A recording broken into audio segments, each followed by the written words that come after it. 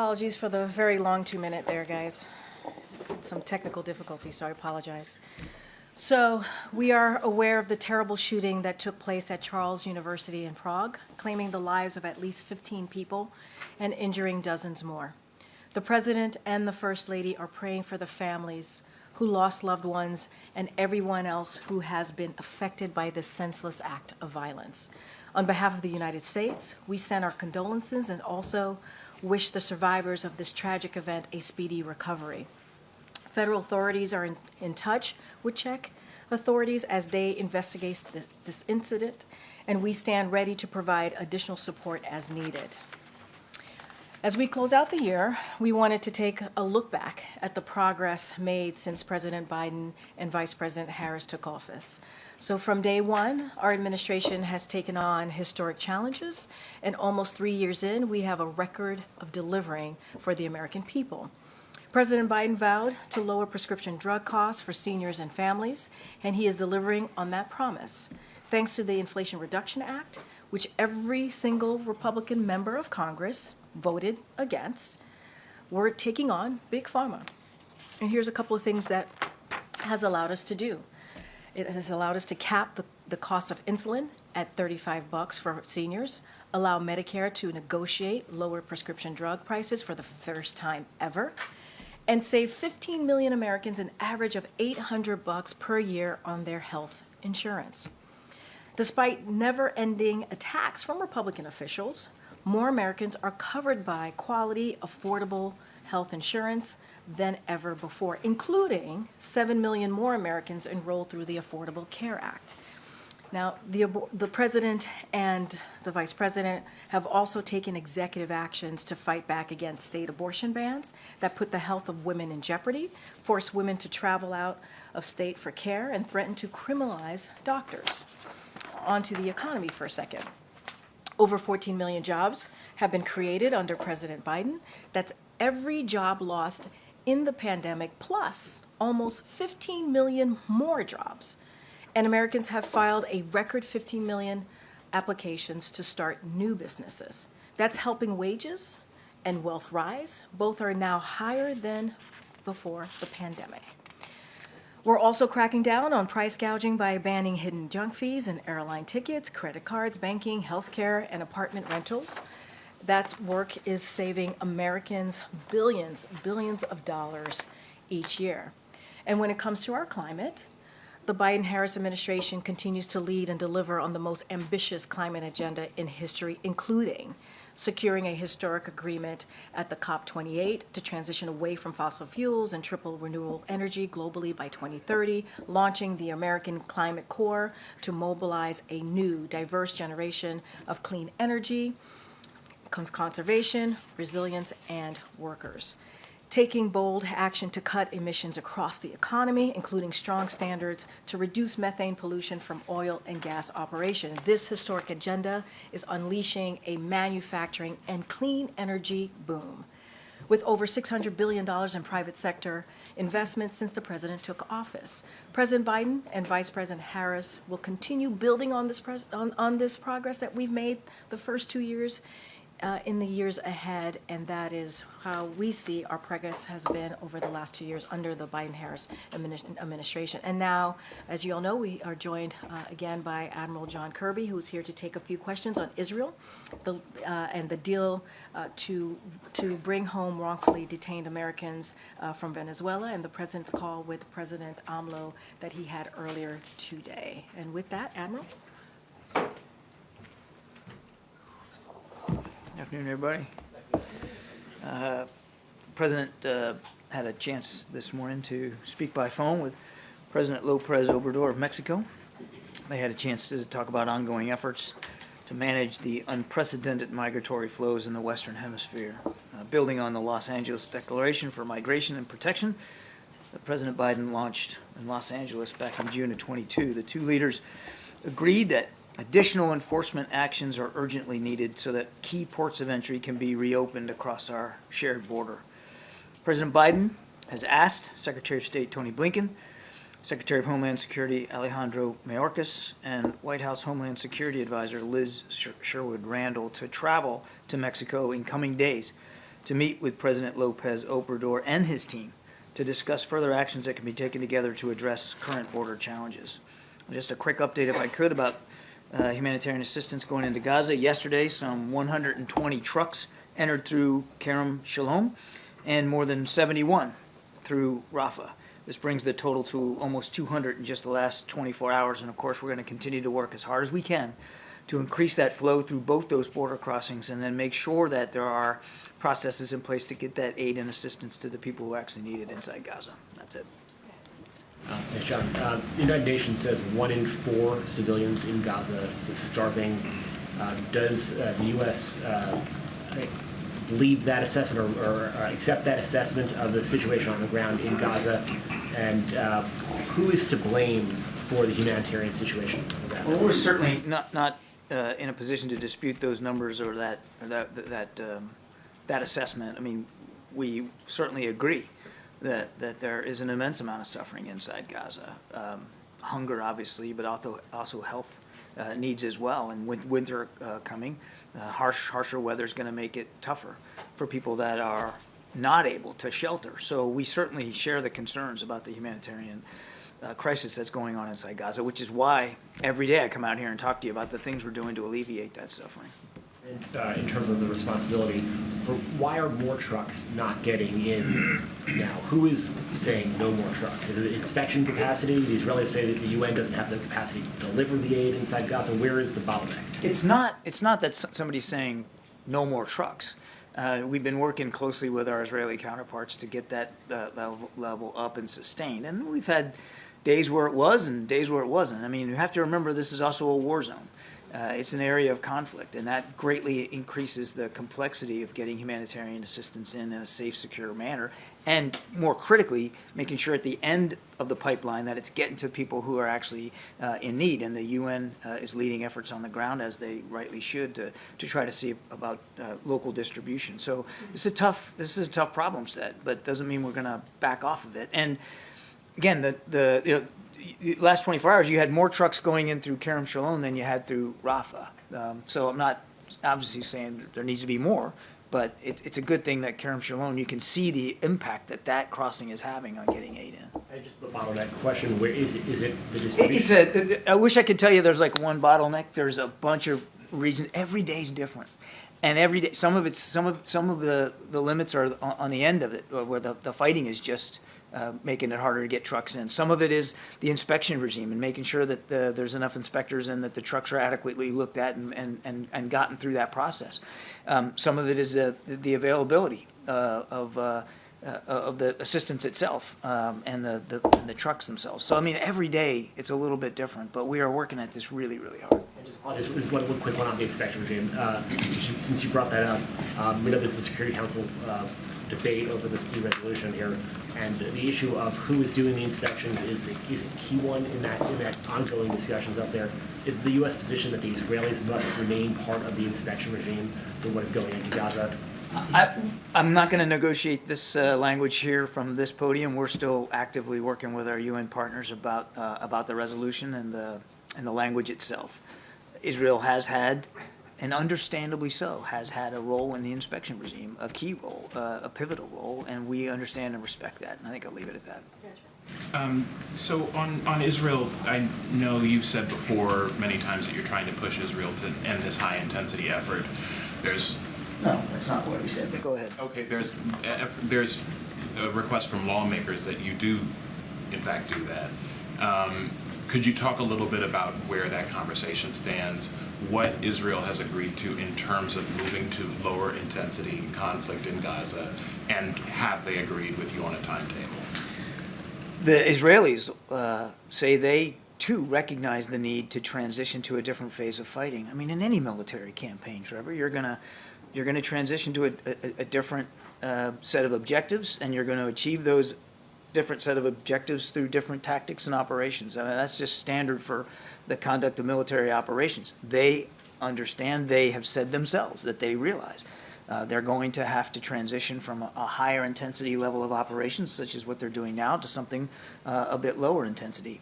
They will decide when, they will decide what lower intensity looks like and what that means. What we have done, Secretary Austin just recently in the region, as well as Secretary Blinken, have talked to them about our lessons learned in doing those kinds of transitions and what we learned, what we did right, what we didn't do right, what they should be looking for, what questions they should be asking themselves, as well as asking them some tough questions. And certainly when Jake was there, just in the last few days, had lengthy discussions with his Israeli counterparts about, in the War Cabinet, about those questions, answering those tough questions. So again, we're not going to speak for their military operations. We recognize and they recognize that a transition is not only reasonable, but probably the most viable way to continue this fight. They'll work it out. I guess my question, do you have a common understanding on what that timetable looks like at this point? We are not dictating terms and timelines to the Israelis. We have certainly talked about the importance of moving to lower intensity operations, and obviously we don't want them to do it sooner than they think they can do it safely and effectively. But we believe that a transition, in the near future is the best possible outcome. Point of clarification on the president's comments yesterday on Venezuela. He said that there was an agreement with Maduro where Maduro said he would agree to essentially everything the U.S. had laid out on election reforms. Does that include having Maria Machado be represented as an opposition candidate on the ballot when that election takes place? I'm going to not get too involved in the diplomatic specific conversations that we had. What the president said was that the Maduro regime did agree to certain electoral proposals to include and were supported by opposition parties. It's important that they meet all those commitments. I think I'll leave it there. But does that include having her specifically? I'm going to leave it the way I And just then just one more, just on Mexico. In that conversation, was there any discussion between the president and AMLO around fentanyl? There's been some reporting that we've done that Mexico's been essentially inflating its statistics on how many of these fentanyl labs it's actually taking down. Is that something that came up? Well, we talk to the Mexicans routinely about the flow of fentanyl and other narcotics and trafficking of drugs across the border. That's a routine part of our discussions. The focus today was really about the migratory flow and the pressure that's being put on the southern border. Thanks, I appreciate it. On the border, we're talking to CBP officials who say that they're resourced to deal with about half the volume of encounters that they're seeing, that smugglers are putting migrants more and more at risk by dropping them off in more and more remote locations. Can you point to one thing the White House is doing right now that is making an impact on the border, is making an impact with this current surge? Well, one of the things that obviously it's a big part of the supplemental request, and should we get the funding we're asking for, it will give us an opportunity to put more Border Patrol officers out there on the border. It will give us a chance to increase the asylum court officers and help with that process. And there's some physical security measures that are baked into that funding as well. So part and parcel of the supplemental request was very much recognizing that more needs to be done on border security, and we're willing to keep having that conversation with members of Congress. I would also add that one of the things that President Lopez Obrador and the President talked about today was trying to work on getting at the root causes of migration. We're seeing record levels of people. More people are on the move in this hemisphere than that's been the case since World War II. There's a lot of factors, and part of that is, of course, dealing with instability, political and domestic instability in the region. So the work that we did with Venezuela here, not just to get Americans back, but to get the Maduro regime to ascribe to certain electoral reforms, that's important. That's important to help get at some of the root causes of migration. On Gaza again, it's the end of the year. I think a lot of, as you can see in the other questions, Americans are reflecting on this humanitarian crisis. We've seen the estimates, the death toll reached 20,000. The WHO was saying repeatedly that one child is killed in Gaza every 10 minutes. Can you just reflect a little bit more on the humanitarian crisis that you're seeing and how Americans are supposed to sit with that reality?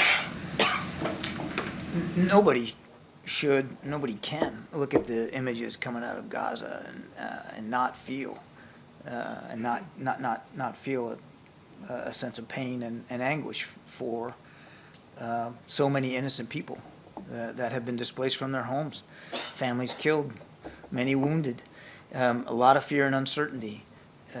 We feel that anguish too every single day, and that's why we have worked. We're leading the world in terms of getting humanitarian assistance into Gaza.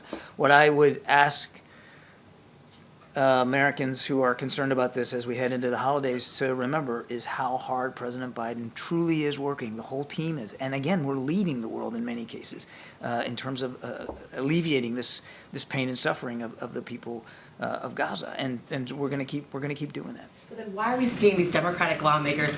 Tuesday we saw this letter from really moderate Democratic lawmakers saying that he's not doing enough, that he should be using even more levers of power to try to change how the Israeli military is prosecuting this war. I mean, is he out of step with his party? He's not. Even Democrats are saying he's not doing enough. President leads on foreign policy issues from a place of principles and values. That's the core of every foreign policy approach he takes, and that is no different here. And there are multiple principles and values at play here. One is making sure that Israel can defend itself against Hamas, that October 7th can never happen again. No nation should have to put up with that. And so we're going to continue to support them in that effort. Another one is, again, helping the people of Gaza and the Palestinian people, again, with the humanitarian assistance, but also in terms of trying to get hostages out and getting a pause in place, which actually also reduces civilian casualties. We're actually running out of time. Go ahead. On Mexico and the Biden administration officials that are going down, what exactly are they trying to accomplish with that trip? And is it related to the talks that have been taking place on Capitol Hill about border security?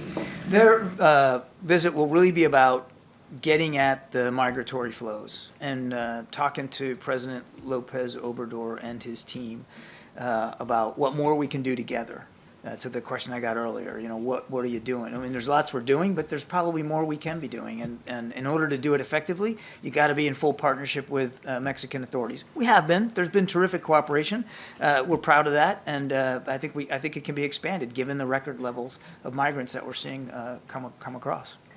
Sorry, when it comes to Gaza, when we saw Vice President Harris go to Dubai, she had pretty forceful words about the number of Palestinian deaths. Why did the White House feel that it was important for her to deliver that message there and at that time? Well, first of all, it's a message we've been delivering for quite some time. We don't want to see any more civilians harmed or wounded or displaced out of this conflict. The right number of casualties for civilians is 0. We've been very clear about that. And it was appropriate, since the vice president was in the region, for her to address that, and to address that in full lockstep with the rest of the national security team about the messages we've been delivering to our partners in the region privately and to do it publicly. It was absolutely part and parcel of, again, the principled approach that the president is taking in accordance with our values as a country. Admiral, the Venezuelan president said when his friend got back to Venezuela yesterday that Alex Saab had been physically and psychologically tortured. How does the Biden administration respond to that? Wow, we can't verify those reports. Other U.S. officials have denied that. You're not responding to that. I know of no indications or that those reports are valid. I can't verify that. How does this not invite other autocratic leaders around the world to take Americans hostage in order to get something or someone they want? This is the perennial question we get. Every single time we get Americans home, we get this question.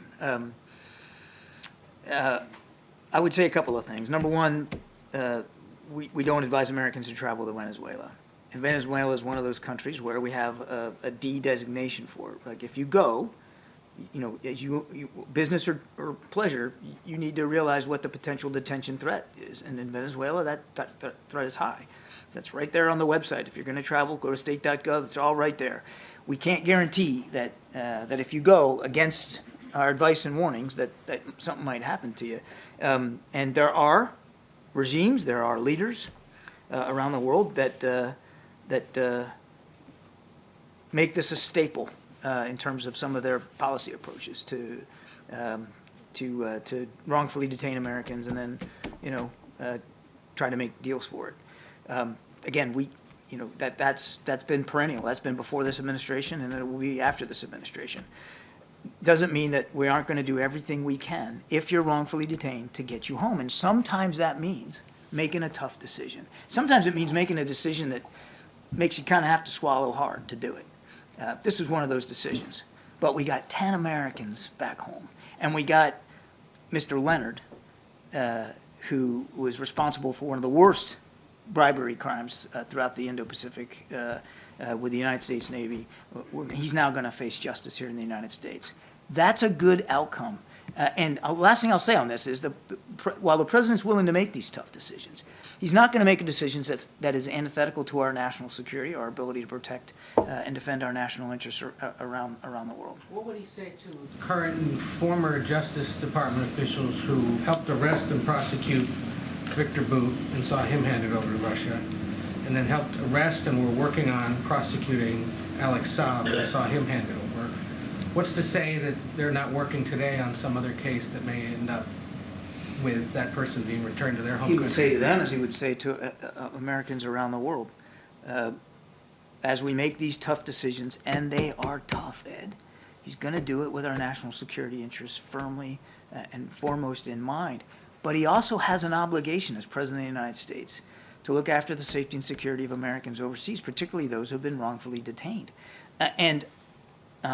So again, tough decisions. None are black and white and easy calls to make. But I would also encourage people to ask those families now, those families that are going to be reunited for the holidays, how they feel about the decision-making process. I think you're going to find that they're pretty grateful for the work that we've done and the leadership that we've shown. Since we don't get to ask them ourselves, we would have last night maybe if he'd stuck around a little while. What would the president say is his foreign policy achievement of the year? There's a lot that we've achieved in foreign policy, and Karine's already made sure that that we're running late, and I don't want to belabor this. So this answer could go on for like 20 minutes, but I mean, from the Indo-Pacific and the Quad and AUKUS deal to get Australia nuclear-powered submarine capability to what we've done with supporting Ukraine, pushing back, they clawed back more than 50% of the territory that Russia took in the early months of the war. You think obviously they did that through courage and bravery on the field, but they certainly did that with United States support. Look at what Israel's been able to do to put pressure on Hamas in the wake of the worst terrorist attack that they've ever succumbed to.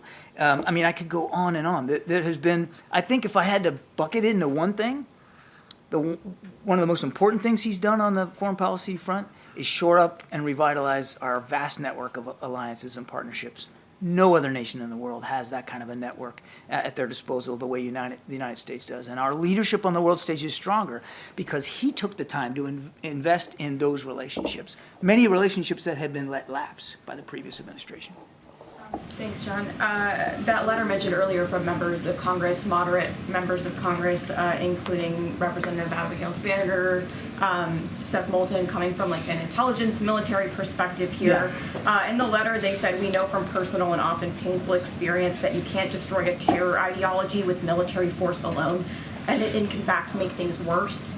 Does the White House agree with that assessment? I have said that many times from this podium, that we don't believe you're going to be able to wipe out the ideology that inspires Hamas through military action. I've said it many, many times.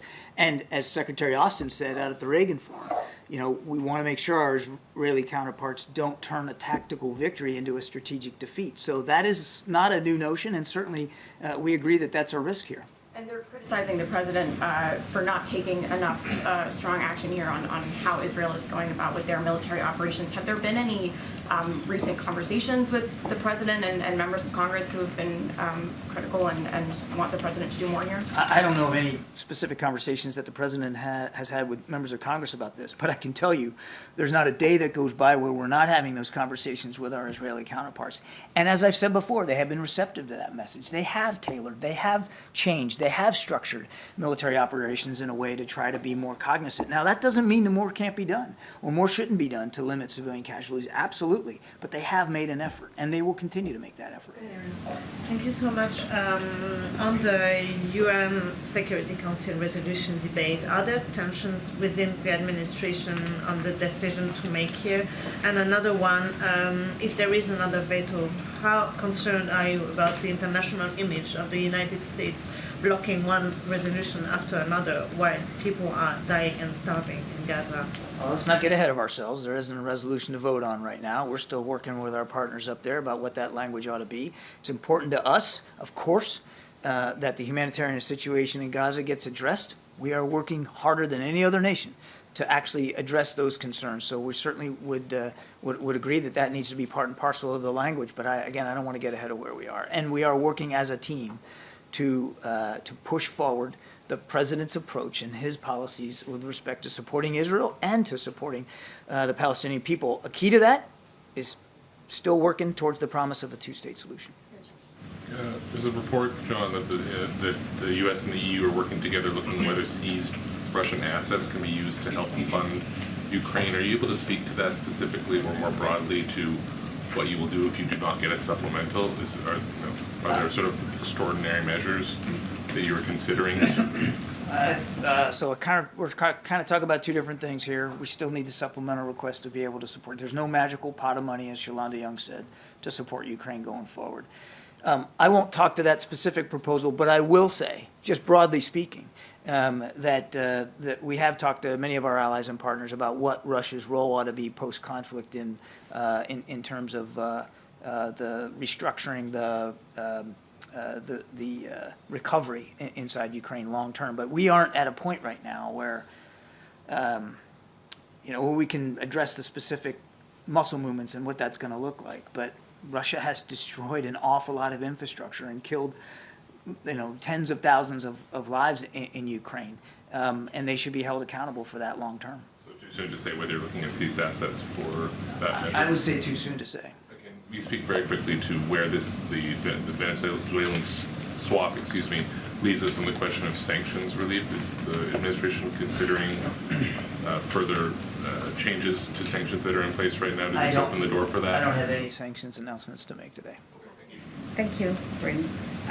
John, Israel's defense minister said that as they transition to the next phase of the operation, some of the local civilians may be able to return to their homes in North Gaza. I wonder if you can give an explanation on how that might work when there are many people who don't have homes to return to, just kind of give an idea of what kind of plans the U.S. has to support these Palestinian civilians. I would certainly welcome those comments. I think that's an important sign to allow people that were displaced from the north to the south as operations intensified in the north to be able to go back home or to be able to make that crossing back to north of Gaza. So those are welcome comments. I think we'll be in touch with our Israeli counterparts about exactly what that looks like to address your exact concern. Some of them will go back, and there are no homes to go back to. So we want to make sure that for those that are going back, that there are means and availability for them to seek and to have secure shelter. But again, we'll have that conversation with our Israeli counterparts. Just to follow up on Ed's question, when you argued that the U.S. biggest achievement in foreign policy is shoring up alliances and networks of partners, how can you argue that, and how can you argue U.S. leadership is stronger when the president is almost singularly isolated in the UN over the issue of Gaza? Well, I think I would take premise with the question that we're somehow singularly isolated. First of all, we're still working with the UN partners on the language here, so let's not get ahead of where we are in the process. And I think all you have to do is look about what we've been able to do around the world and see that American leadership still matters, that America's views still matter. And President Biden has literally been driving that forward since he came into office, again, through a reliance and an understanding that we can't do everything alone. The whole idea behind his foreign policy approach is that we need friends and partners, that they have capabilities and they have skill sets that we don't have in every other way, and that we work better as a team. John, can you share just here today, since this may be one of the last briefings for a while, your assessment of where the status is of potential talks to secure another hostage deal and a pause in fighting? A lot of the families have expressed concern that this may get lost a little bit over the holidays and are worried that every day really matters here. It won't get lost over the holidays. We're working on it every single day, almost every hour of every day. That there have been serious talks and negotiations over trying to get back into another pause and a hostage exchange. I won't go into the details of that, understandably so, but I can tell you that they are very serious, and we are very serious about getting that back in place. I wanted to ask you about the call between President Obrador and President Biden this morning. We understand that the business owners in northern Mexico are complaining about these bridges, the railroad bridges being closed at a crisis causing about $100 million on losses on an everyday basis. Is the President of Mexico concerned about all of these losses that are happening at the border? And are they talking about maybe the strategy to sort of slow down the flow? Because we understand the migrants are coming in big numbers to that region. Yeah, I don't want to speak for President Lopez Obrador. He should speak to his side of the conversation and what his concerns are. But I think, broadly speaking, we both presidents shared a similar concern about the increase in migratory flow here in recent weeks and months. There has been a dramatic increase. And they did talk in broad terms about what can be done inside Mexico to slow that process down. And there are some things like checkpoints on rail lines and on highways and that kind of thing. And the Mexican Armed Forces presence in the South also can be important to that as well. But that was broadly speaking, and I think more to the point of why Secretary Blinken and Liz Sherwood-Randall and Secretary Mayorkas will be going down there is to see what can be done to sort of flesh those modalities out a little bit more. Thanks, John. More on the AMLO call. You mentioned that part of the discussion will be about the root causes of migration. It's something that other administrations have tried to tackle. It's something that this administration has tried to tackle. Earlier this year, there was a $4 billion announcement. Have those efforts in this administration made any noticeable difference when you talk about the spikes that we've been seeing? Noticeable difference in migration flows. Well, we've obviously, as I just said, in recent weeks and months now seen a spike, a significant spike in the migratory flow and the presence at the border. And that's one of the reasons why the two leaders thought it was important to talk today. And it's another reason why we're going to be sending down a team here in coming days very soon to speak with President Lopez Obrador and his team about trying to see what we can do to better stem this. I think before the recent big surge, there was a general decline in some of the migrant flows. Again, not perfect, not saying that it was down to a level that was comfortable for anybody, but there had been a decline. And so we want to see that same effort being applied again as a team going forward, and we'll see where that goes. But we're working on this really hard. How successful would you say the administration's efforts to stem root flow, to get to the root causes of migration have been? We believe that we've done a good job working with our partners in the region to try to get at some of the root causes, including political instability and crime. There is more that needs to be done. And I think it's important, again, as I said earlier, to keep this in perspective. You are seeing more people on the move for a variety of reasons across in this hemisphere than since World War II. I mean, it's a historic level of migration, and there's a lot of reasons for it, and we're not the only country that's facing this flow. So it's back to the question about alliances and partnerships. A way to get at this is to work with neighboring nations to try to get at these root causes at the same time working on our own immigration process here in the policies here in the country and getting at reform, as well as working on border security. And that's why the president asked for $6 billion in the supplemental funding. Just really quickly, do you think that how close do you think Israel is in its mission to destroying Hamas? That's a question that you should put to the IDF. And then you have the final. Paul Whelan says that he's afraid for his safety after being assaulted by another inmate late last month. He also says that he's being targeted by an official at the prison in retaliation for this official being admonished. Does the U.S. have any read on this situation, and are there any viable efforts or proposals underway to try to get him back? Very, very troubling reports that he would be under physical threat. I think we all so we're very concerned as we hear those accounts from Paul. We'll continue to work hard through our embassy in Moscow to make sure he gets consular access and that we can address these direct concerns with our Russian counterparts. But it's very troubling. I would tell you again that while I don't have a breakthrough to announce today, we did in recent days put forward a serious proposal. The Russians rebuffed it regardless of what Mr. Putin says, and we're working hard to see what we can do to get another proposal that might be more successful, to get both him and Evan out. If I could really fast with the UN Security Council vote, what has President Biden's engagement been on this in the negotiations? Has he been speaking regularly with Ambassador Linda Thomas-Greenfield on the issue? He has been in touch with the national security team, including our team at UN headquarters about how they're doing this, how we're approaching this. Okay, last question. Thank you. Honorable, has President Biden seen photos and videos from the past week of the sea of people crossing into this country illegally? I understand he's probably been briefed on it, but has he seen photos and videos of it actually happening? I can't attest to what the the content is of the material he gets every day, but he has been kept apprised and briefed, of course, by the domestic and national security teams on this. But what's in that content? I mean, I'm not part of those discussions. Some illegal border crossers are being given court dates in 2031. What are they supposed to do here for 7 years? Again, that's a better question put to the DHS. I'm not in a position to talk about specific cases like that. The president believes that we've got to do better at immigration, and he's willing to talk and negotiate with members of Congress about immigration policy just as well as he is about border security. But I'm not in a position to talk about the specifics. Someone's lived here for 7 years and presumably gotten a work permit and worked here. If their asylum claim is denied, are they really going to be deported, or is that just a problem for the next president? Again, I'm not going to get into hypotheticals about specific cases. He does believe we need, and he has worked to increase legal pathways to citizenship.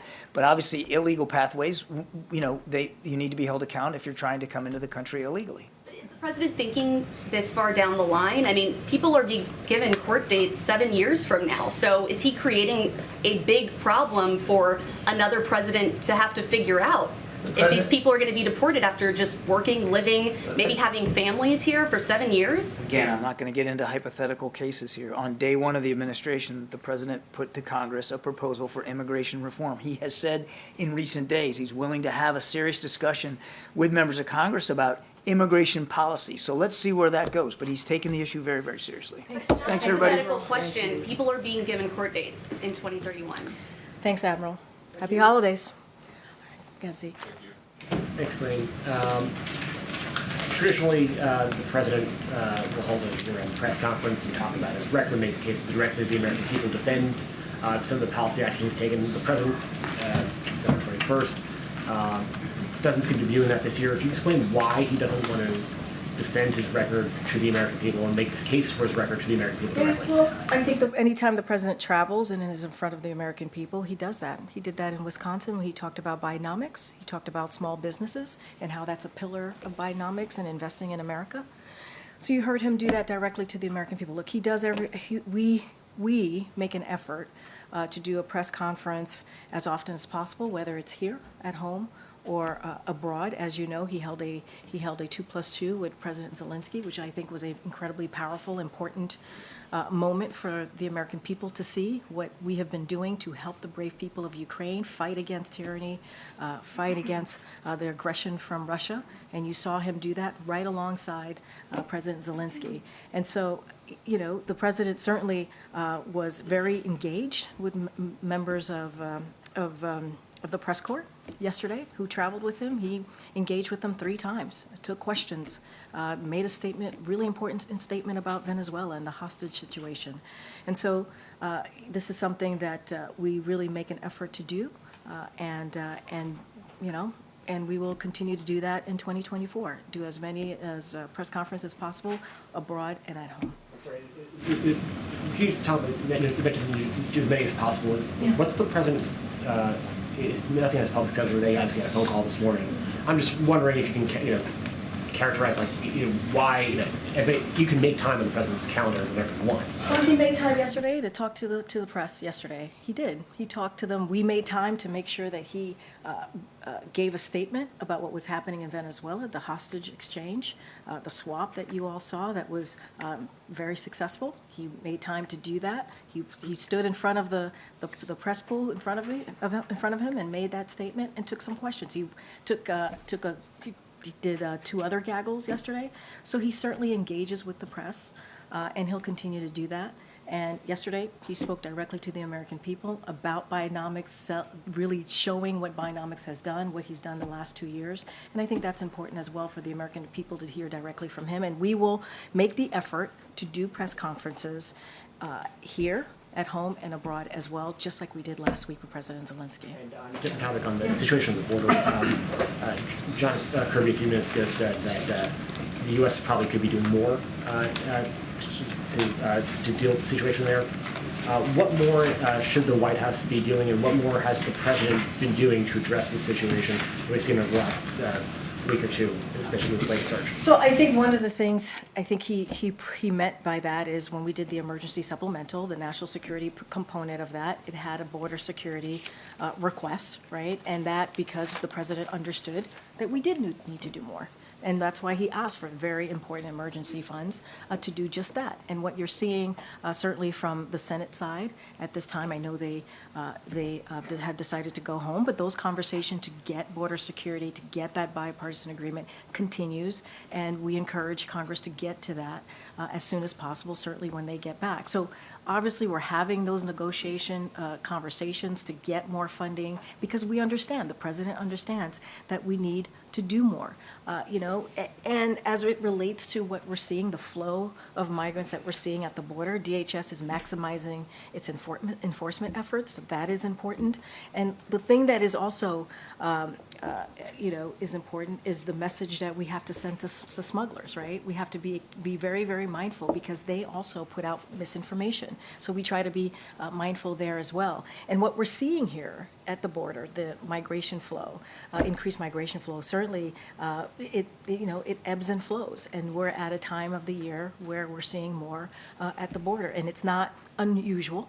This is an immigration system that has been broken for decades, and the president has taken this very seriously to try to do more. That's why we have the comprehensive immigration policy legislation that the president put forth on day one. So yes, there is more to be done, but we need the help of Congress to get that done. There's nothing the president can do himself unilaterally to serve resources out there? Look, we asked for more border patrol, right? And he was able to get 24,000 more border patrol folks, law enforcement folks at the border. That's unprecedented. We asked for more. And you got Republicans in Congress who, especially in the House, who want to cut that. They actually want to do the opposite of what the president is trying to do.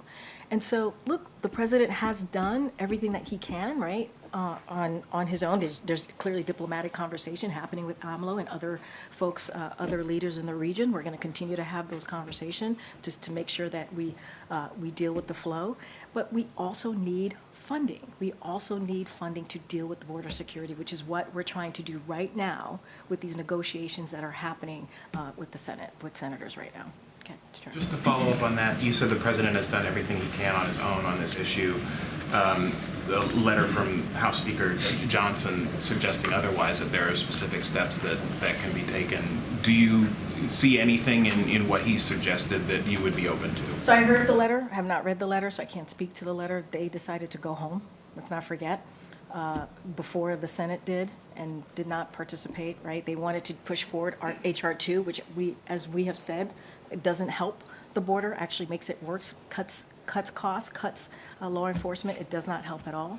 And so, look, we are having those conversations doing the Senate negotiations, and we want to make sure that we come to a bipartisan agreement. We understand that. We understand to actually deal with this issue, we need a bipartisan agreement, which is why the president put forth a comprehensive immigration plan, legislation, to be even more clear on the first day. And so I can't speak to the letter. I've not seen it. I heard about it when I was coming out, but I cannot speak to what Speaker Johnson has laid out in the letter. And just very specifically in terms of the conversations that Biden had with the Mexican leader today, or in these conversations that are going to be happening in the coming days, is the remain in Mexico policy something that is at all on the table in those discussions? So I'm not going to go into the detail of diplomatic conversations that the president is having. We're going to do. You won't rule it out.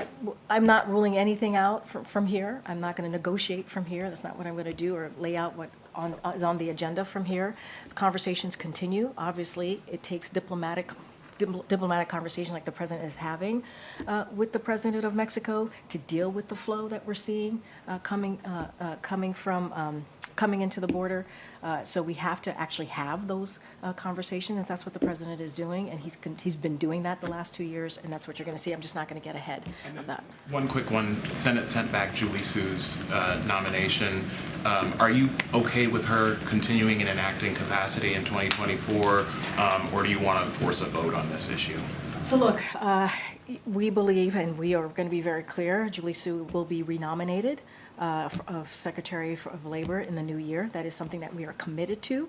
And as it relates to her acting authority, look, because she was confirmed, and you've heard me say this before, by the Senate as Deputy Labor Secretary, she is able to continue serving as acting Labor Secretary. So we see her performance as admirable. and we think she is doing a great job in that role. And so we urge Senate to take action, swift action, to confirm her as secretary. Certainly, she will be renominated, and we are certainly committed to that. Thank you, appreciate it. You talked about the supplemental request to Congress for more funding when it comes to the border, but we also hear all the time from Republicans that it's not just about funding, they want these policy changes.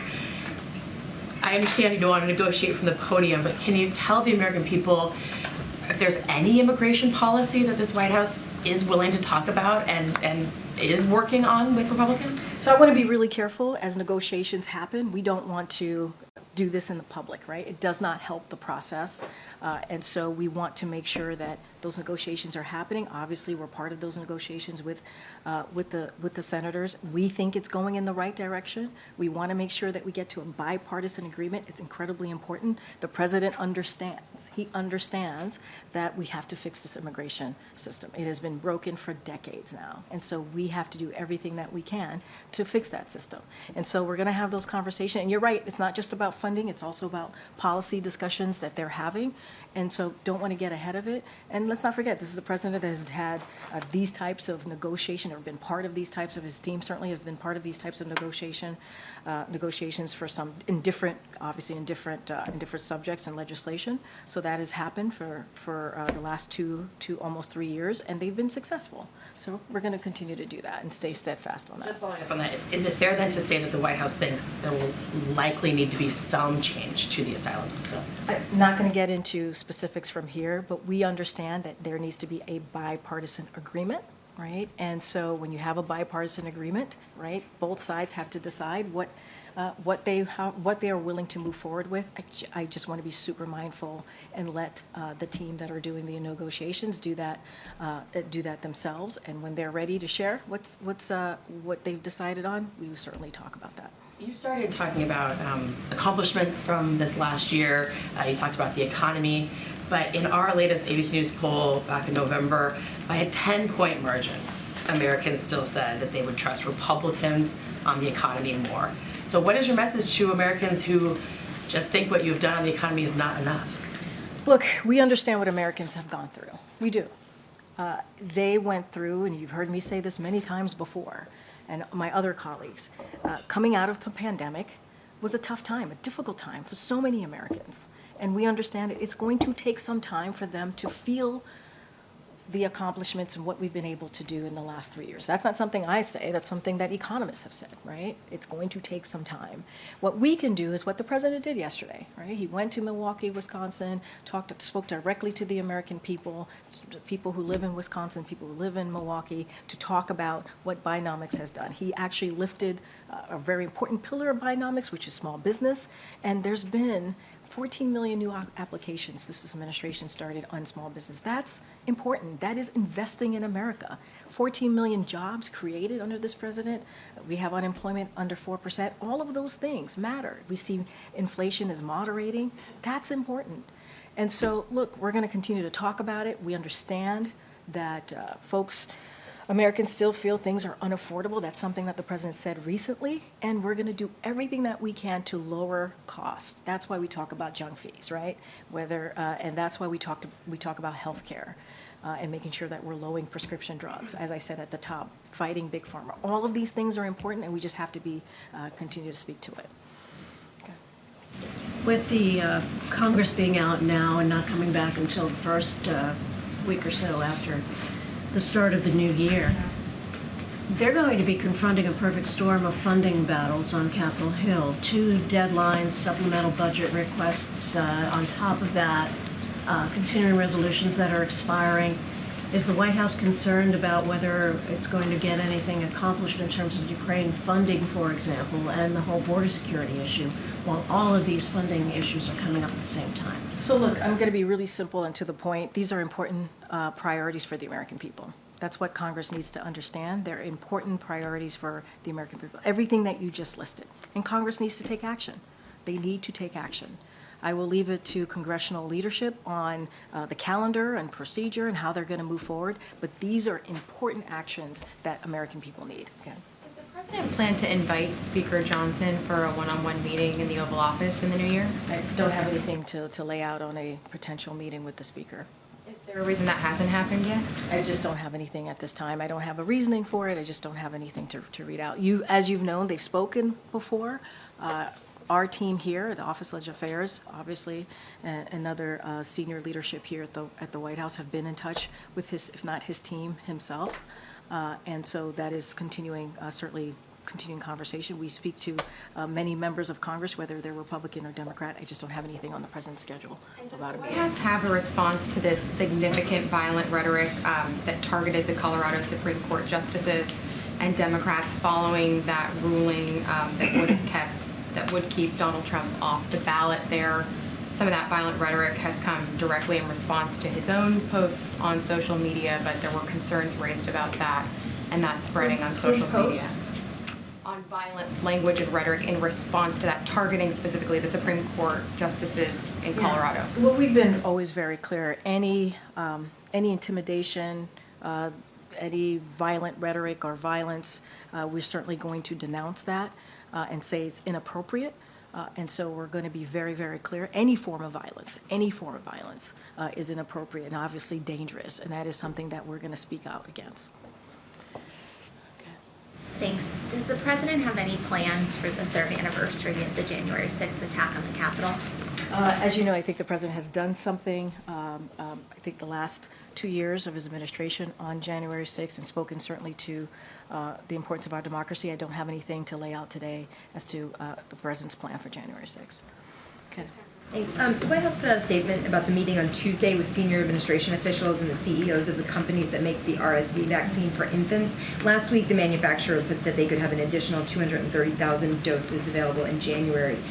With that meeting this week, was there any new commitment from these companies? Did they say they could produce even more vaccines in this winter season if that's needed? So look, we've been very clear. We think families should have access to the RSV vaccine. It is important for families to have access to that. We're going to continue to do everything that we can to make sure that we urge manufacturers, right, to produce and release enough RSV vaccines that meet the demand that we're seeing, especially at this time. And so that work we're going to continue. We're going to have those conversations.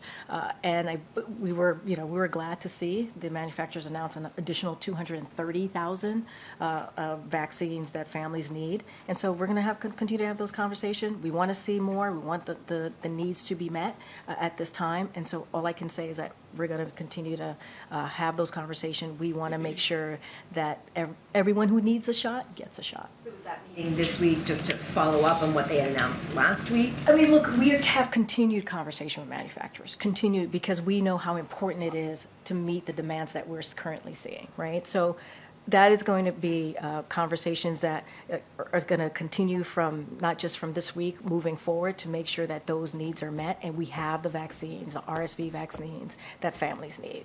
It is important. Families should have access. It is critical for families to have access to RSV shots. Okay, Josh. The journal reported today that the U.S. is considering raising tariffs on Chinese electric vehicles, as well as other kind of similar products like batteries and solar panels. Can you give us an update on that and/or speak to the ongoing review of the China tariffs and when the president will make a final decision on them? So a couple of things. This administration continues to conduct its statutory review of the Section 301 tariffs on Chinese products. This review, as you know, is led by USTR in partnership with the interagency partners and stakeholders. We are taking a strategic, thoughtful, deliberative approach to a bilateral economic and trade relationship with China, and that certainly applies to our review of these tariffs. I just don't have any additional updates, but that has certainly been the path that we have taken on this. Months. Just don't have a timeline, but that's the updates that I can share with you. Can you speak earlier this week? There was conference board data that showed rising consumer sentiment. You've alluded to this in one of your earlier statements. Does the White House believe that inflation will continue going down and that sentiment will continue improving, or do you believe it's too soon to say? We got into trouble, a year or so ago with transitory this or that. I just want to be clear on how you're viewing this moment here. So look, as you know, inflation fell to the lowest level in 3 years. That's important. Consumer confidence is at the highest level since July and the second highest level in 2 years. And so we're glad to see that Americans are feeling more confident about the economy. And as you know, I think a year ago or just 6 months ago, there was always this talk about recession, and that is certainly not where we're heading. And so we've always said that we're at a transition here to a more stable and steady growth, and that's kind of where we're going, and we're going to do everything that we can to make sure that inflation continues to moderate. And I think that's a good path. That's what the American people want to see, and at the same time lower costs for Americans, because we know that that's important as we talk about Bidenomics and the economy. Great. So quick point of clarification on the Ukraine aid. Is the United States considering pulling from its own stocks to send to Ukraine without replenishing them? Or is the aid package that we expect to come in the next week or so the final one until Congress gives the United States more authority? I mean, look, we've been very clear. There's one more final aid that we can give to Ukraine. If the United States doesn't replenish its own stocks. Look, what I can tell you is we're doing, one of the reasons why we ask for additional aid is because we're running out, right? We are running out of aid to support the brave people of Ukraine. And what we've been able to do, and you've heard this from the Admiral, we've heard this from the National Security Advisors, we have kind of lessened, made that aid that we've announced the last couple of weeks or last couple of months smaller and smaller, because we don't have any more. This is it. And so that is where we are. That's why we asked for emergency funding. That's why we asked for that supplemental, because we need to make sure that Ukraine continues to fight for their democracy.